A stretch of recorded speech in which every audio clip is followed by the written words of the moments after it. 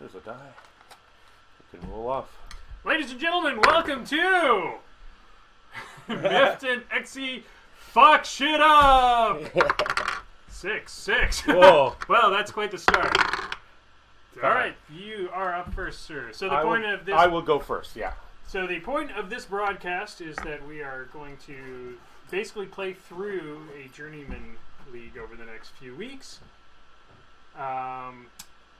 And because George and I are infamously terrible at remembering rules and things, the point of this entire broadcast is that you, the public, please give us feedback. Please tell us what we did wrong. Now, we don't necessarily need tactical tips. Well, we certainly need... We could use them, but we don't... I mean, the main point is for you to find the mistakes that we made. And that means rules, mistakes. So don't ever think that we're cheating. We're definitely not doing this shit on purpose. We're just incompetent. We're just terribly, terribly incompetent. Today's broadcast was brought to you by Mill Street Brewery Vanilla Porter. Yes. Yeah. So the two battle boxes we are starting with. I will be playing Cygnar. George, what are you playing? I am playing Convergence of Cyriss. We're both playing alternate battle boxes. Are you playing alternate one, I believe? I'm playing alternate one, which consists of what we lovingly refer to as P Nemo. So the original Nemo, Nemo 1, the Centurion, who is our unchargeable dude of doom, and the Defender, the guy that can shoot you clear across the board. I am playing Convergence of Cyriss, the alt battle box. So if you bought the Christmas armies from Privateer Press, this is what you would get. It starts off with Aurora, the Numen of Aerogenesis, one of our few living warcasters in Convergence. A Monitor, which is a ranged and melee threat, and an Assimilator, which is the floating chassis with both a AoE and a melee attack. So floating means basically I can't knock you down. No, it actually does not have flight or serpentine, which is the normal rule that causes things not to be knocked down. On the other hand, the four-legged jack does have steady, which does stop the knockdown. Stops you from knocking him down. I am knocked downable all over the place. However, I am going to be difficult to charge. Yes. A little note about the table you see in front of you. This is a 2x2 table. For battle boxes and 15-point games, I like to use a smaller table because it cuts out about 2 turns of moving models with no reason. Because you can't really position very well with 3 models, since one of them is a warcaster, the other 2 have to stay near the warcaster. Until we actually have infantry, a large table really doesn't buy you much. We will try to play with as many tokens and thingamabobs as we possibly can so that you can see what we're doing. And we will try to be as accurate as we possibly can be with our measurements. But please forgive us when we fuck shit up. Yep. And feel free to point out when we do. With this, because this is a strange table layout, we're going to use a 7-inch radial deployment. So we rolled off earlier, and I got first. So I'm going to mark my deploy zone here. I will start marking my deploy zone so I'm not wasting time later.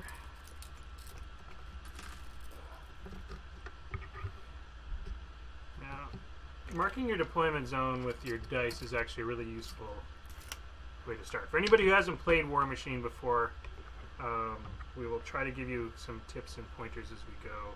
Just to kind of help you make less mistakes like we do. But yeah, as George has pointed out, the only problem with doing this is it means that if your opponent is math savvy, you can basically figure out how far you are away from him using the deployment zone. So well, you can always do that because the board is a known size. Basically, because it's an open information game and we have access to each other's cards, we have absolute knowledge of the position of models basically turn 2. After that, it all starts to get real hazy-like. Because after turn 1, we have heard our opponent say, oh, they've run however many inches, And we know that that's a speed whatever jack, so it's a speed 4 jack, it's run. We know it's a 12-inch deploy, so we know that that guy's 20 inches up the board. Mathing it out is quite easy. Now, you can also mess with that. You can put your dice and actually set up back an inch or anything like that. There's no reason you have to set up at the front of your deployment zone, but that does provide you a lot of benefits in a scenario. So, George, you've deployed, Yep. So that means it's now my turn to deploy. Oh, you've obviously decided to use that side of the board. I don't think, in this particular case, the houses are pretty evenly positioned in the Yeah, center. I tried to put them in such a place that they wouldn't give either of us a particular advantage because of the size of the board. So normally what would happen was we'd roll off, and then we could decide whether we were going to go first or second. I chose to go first. You theoretically get the board edge. Yeah. Choice. Yeah. One thing about the particular scenario we're playing, because it is a journeyman league, the first scenario is what's called Mangled Metal. A Mangled Metal scenario is basically just a run at each other and die. The big thing is that you can either kill the Warcaster, which is always a win under any sets of rules, or you can kill all of the opponent's Warjacks. Now, we're both playing in a situation with a pair of heavies, so it won't be as easy as it might be if we were playing with a battle box that had a couple of lights and a heavy as well. Okay, so since I've now placed mine, so George, you are good to go. Alright, so it's my turn 1. I've got nothing to upkeep. I've got no effects to deal with. So I am just going to fill Aurora up to her max focus, which is 7 in this case, giving me a 14-inch control range. And I am going to allocate. Because I'm playing Convergence, I can always pass focus around. So I may decide to do that, but I'm still going to have to think about, I can only pass one focus, so if I need to maybe use more than one, I will have to put that out there. I'm going to start by giving one focus to the Assimilator, and I'm going to give one focus to the Monitor. Both of these units have ranged capabilities? Yes, the Assimilator has a ground pounder attack, which allows me to place a 4-inch circle anywhere within its gun's range, which in this case is 11 inches. And the Monitor has a 13-inch range, and it does have brutal, so that critical brutal, so that I get an extra die on damage. Let me just check that's additional, not boosted. Brutal damage gives me an additional die on damage if I get a brutal shot, so that I can get both the additional die from brutal and I can boost the attack. If it had said boosted instead of additional, it would mean that I would have to I wouldn't be able to stack those effects, because in Warmachine, anytime you have effects with the same name, they do not stack. So I'm happy with having one focus on each, and Aurora is going to hold on to the rest. So I'm going to start my turn by moving my Assimilator. He's going to declare a run. He's going to spend a focus to run, and because he's a Convergence Jack, he's going to be able to induct that focus to the Monitor. He has a 10-inch run, and I'm going to move him up so that he is cowering behind this building, so he can receive the cover bonus. Next, we're going to move the Monitor. He's just moving. He is not running. Oh, he did run. That's why. No, that guy's running. I mean, your Monitor. The Monitor is going to move. Yep. He's going to move his 4 inches up, and now he's going to take a shot. He's going to attempt to shoot at the Defender because it might be a little bit closer, and 13 inches off of the front. It's going to be a miss. It's too short. Now, special note, I know that my Defender has a 14-inch range. I now know that I need to move up about 4 inches. Yeah. Now, I've already done something wrong. All Convergence casters have a special effect. It's called their Field Marshal. Aurora's Field Marshal is called Apparition. Models in this Battlegroup gain Apparition. During your control phase, models with Apparition can be placed anywhere within 2 inches of their current location. So, before I made any movements, I could have just teleported 2 inches anywhere. Yeah.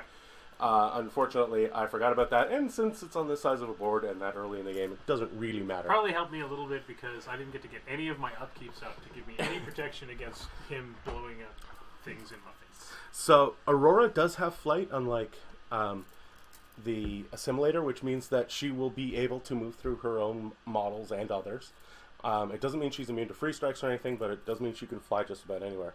She's also speed 7. So, Aurora, I think, is just going to run because she only has 2 upkeeps, and I don't think I need either one of them this turn. So, she's going to run. Her run is up to 14 inches. Right now, she isn't going to run her full.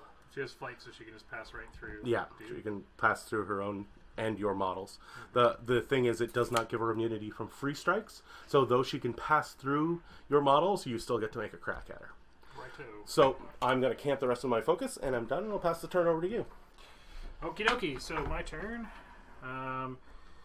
So first thing, I have no upkeeps or anything, so I get my full allotment of focus. Cool thing about Nemo is he can supercharge one of his jacks, which means he can give them 5 focus, which is badass. However, in this particular case, I don't think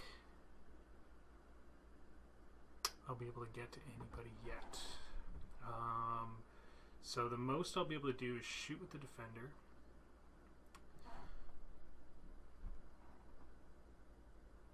So I can use locomotion that would move him up 3 inches, and then he'd have a charge range and reach.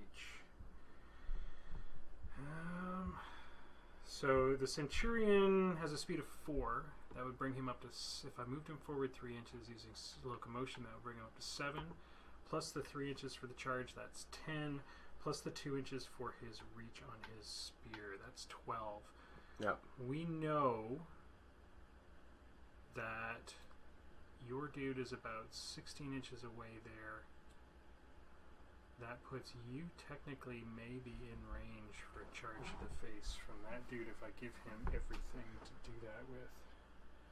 Which could be really fun. Mm-hmm. So, if you're new to Warmachine, one of the things that you'll commonly hear is something called threat range, and that's what Will has just calculated.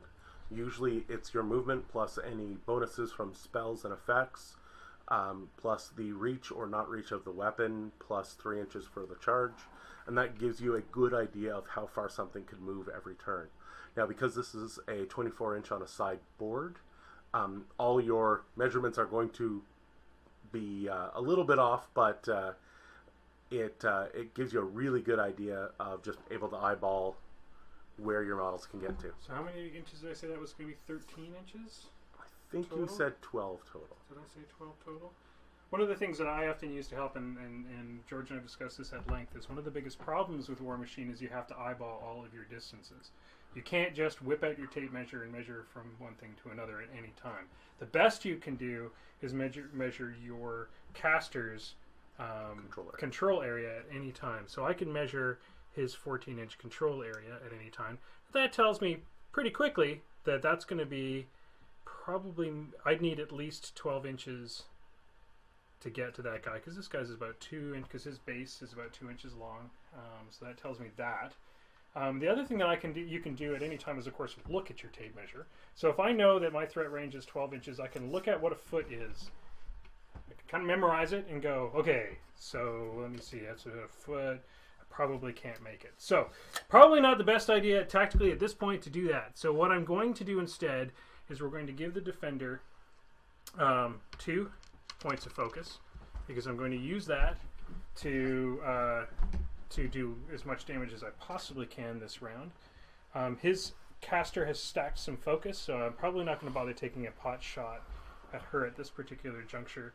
And we need to put at least 1 focus on our Centurion, because I'm going to need that to use his star attack, correct? I need a focus to use the star attack, or does that just use up all my attacks? No, a power attack requires it. A star attack will eat up all of your normal attacks. Right, so I actually don't even need to give him a focus at this particular juncture if I'm just going to move him forward. If you're just going to walk him forward and star attack, then it doesn't matter. Okay, perfect. So First things first, the defender, we'll just move him forward and we will take a shot. So defender's move is 5.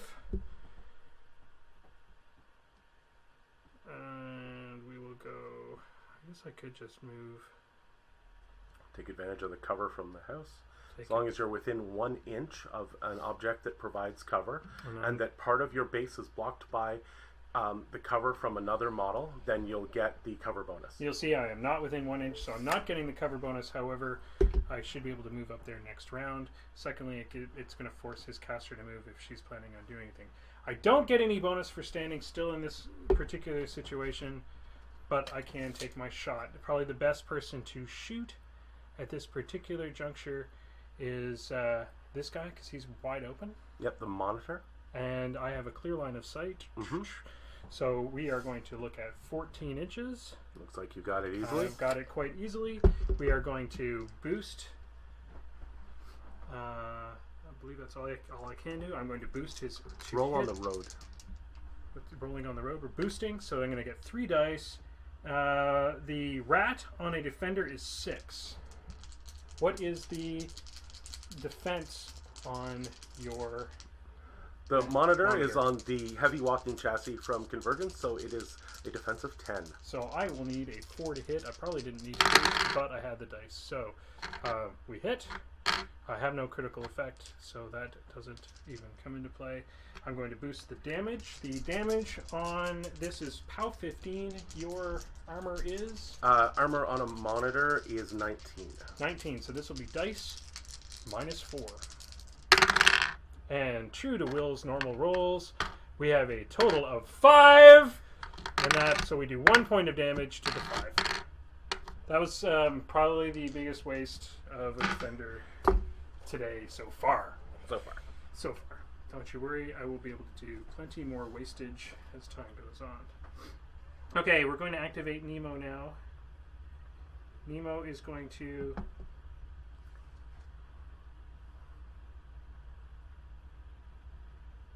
Nemo is going to electrify. He's going to spend 2 to electrify the defender. Electrify, if a target friendly model is hit by a melee attack, after the attack is resolved, the attacker is pushed back die 3 away from the affected model and suffers an unboostable POW 14.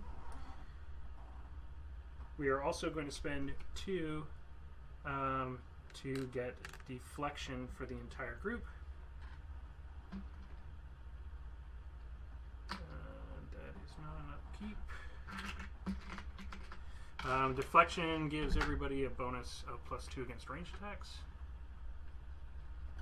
and magic attacks, as long as they're within Nemo's control area, leaving Nemo with a whopping 1.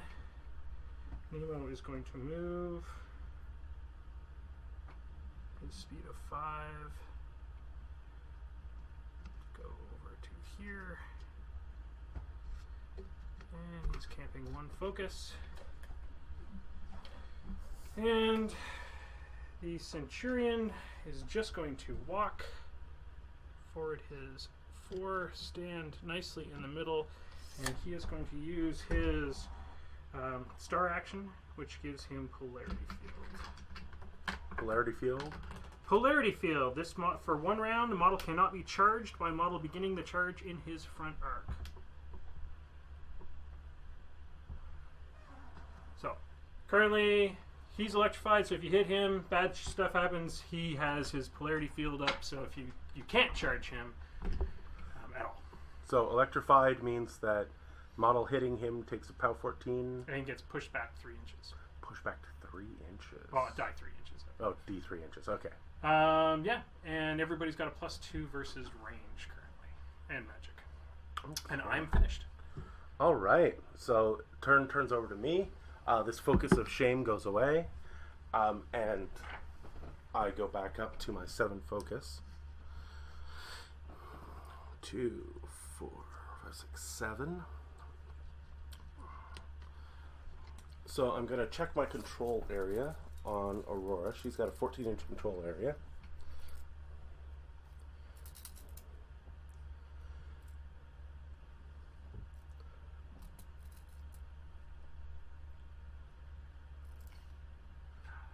inches will put me there. Okay. 3 dice for 1 damage and a dice minus 4. So, what I'm going to do is, I'm first of all not going to forget my field marshal this turn.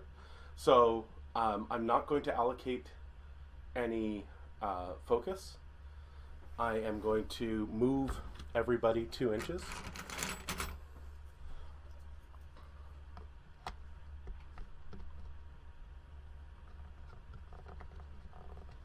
So he's just going to move up. He's also going to move up.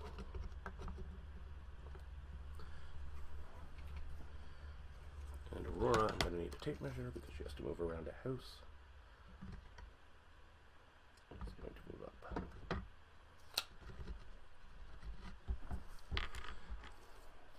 All right, let's try some shots. So the monitor is going to attempt to make a shot on the defender again. Now he should have range. His range is 13 inches. So he is within range.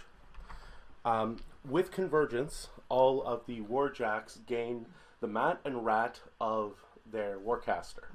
So in this case, Aurora's mat is 6 and her rat is 4. So the monitor has a rat 4. What's the defender's defense? Just let me double check. Yeah, deflections against arms. So his defense on the defender is 12. So his raw defense is 12, so that means I need an 8 to hit. That is not an 8. So his single shot misses. And of course you allocated no focus this round. So he does have a rate of fire of 1, so he couldn't make a second shot anyway. Yeah. The Assimilator is going to use his ground pounder attack. That means that I can place a 4-inch AoE anywhere within my 11-inch range, and anything underneath it takes a POW 12 attack. So my 11-inch range allows me to put it, well, just shy of Nemo. Oh well. Now does this, if you... So that's where the ground pounder lands.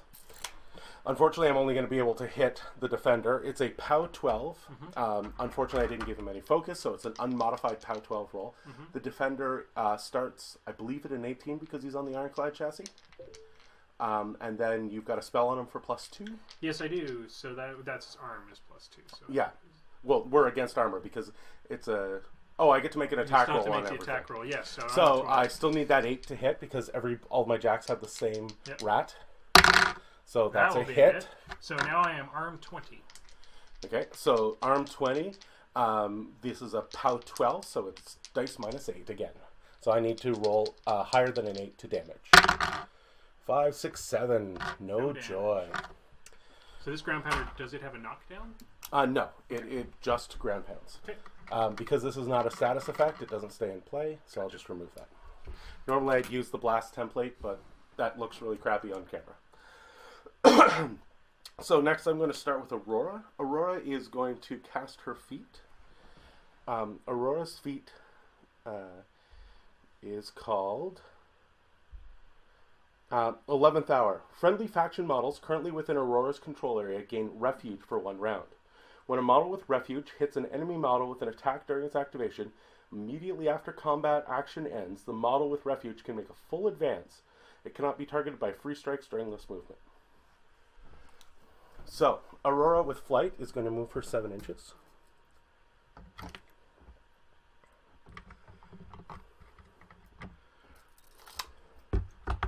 Aurora is a mat 6. You're a def 12.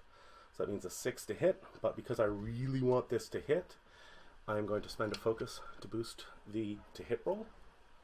So that puts me down to 6. And so if she hits, she'll be allowed to move? Is that the deal? Yeah. So what will happen, because the spell on him, it's on hit, correct? Mm-hmm. Or is it on damage? It's on Electrify. Electrify is on hit, I believe, but it's good to check. Hit. Okay. So what happens is I hit, then Electrify goes off, mm-hmm. Then we resolve Electrify, then I resolve my damage against you, mm-hmm. And then, because that's the end of the combat action, she will then be able to make her full movement. So, I need a 6 on 3 dice, which is quite likely. That's a hit.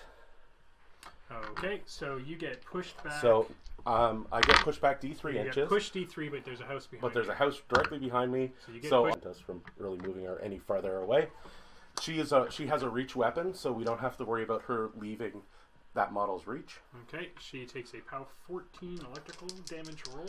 So Aurora is arm 15, and she is sitting on 16 focus, so she's currently in armor 21. So that is dice minus 6. 7. Dice minus 7. And typical will rolls 3, so she takes no damage.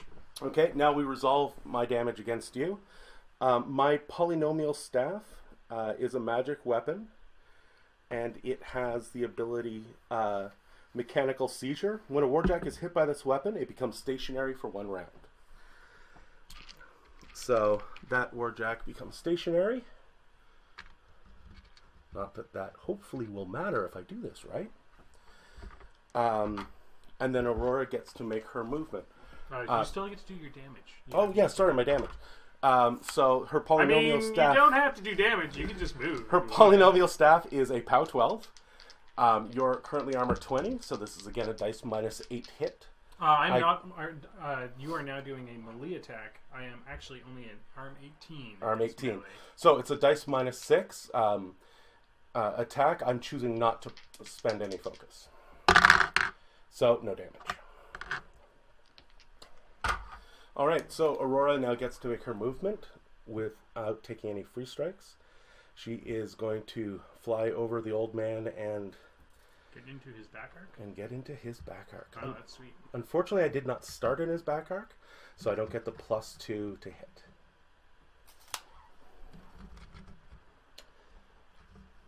Now, Aurora, unfortunately, she's already made her combat action, so she can't make another attack, but she does have a spell, and the spell is called Flashing Blade. It costs 1. This model immediately makes 1 normal attack with one of its melee weapons against each model in its line of sight that is in its weapon's melee range. These attacks are simultaneous. Okay. So, what is Nemo's melee, or what is his current defense? His current defense is 14. And I don't get a bonus for the... No, that's only for armor. Okay, yep, he's 14. He's 14, and I'm a 6, so that means normally I have to roll an 8. So I'm going to spend 1 for Bladed Gale and 1 to boost the normal attack. That is just enough. That is an 8. So I make a hit. My polynomial staff is a 12. What is his armor? 15 with the 1 focus count. So dice minus 3. Looking at my focus stack, I'm going to boost the damage. So 10 damage, ouch. Unfortunately, Nemo has old man stats, so that's probably most of your damage. Yeah, so you will get I'm going to again cast Flashing Blade again, and I am going to boost to hit. And 3 dice to hit. That's a hit. Mm-hmm. And I will boost the damage again. Dice minus 3, that's 5 damage. That's enough to take me out, so... Wow, well that didn't take long. Didn't take long. We obviously... So that's round 1. If you'd like to do another one to try it out at this level. Now that you know what her assassination vector is and how ridiculous it is, yeah, you can now plan for it. Well, anyways, and that's it for our first podcast. So stay tuned. We will have more to follow.